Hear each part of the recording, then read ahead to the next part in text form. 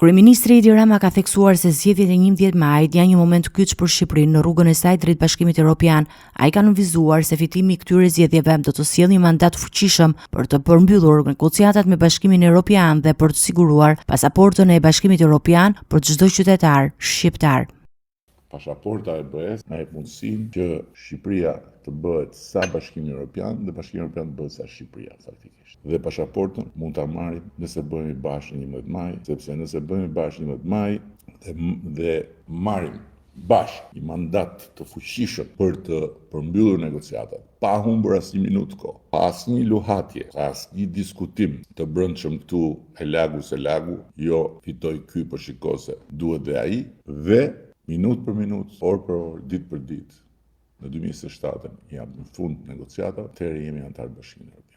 Rama ka shpjeguar se Shqipëria është më pranë Bashkimit Evropian se sa disa vende të tjera të rajonit, si Mali i Zi dhe Maqedonia e Veriut, dhe se është e nevojshme një angazhim i fuqishëm për të përfunduar negociatat deri në vitin 2027. E diti kur i ka filluar negociatat Mali i Zi Alban? Në vitin 2012. E di kur i kemi filluar në vjet. E di kur i ka filluar negociatat Serbia në vitin 2014. E diti se ku gjendet sot Serbia dhe ku gjendemi ne në procesin e negociata, jemi ne përpara.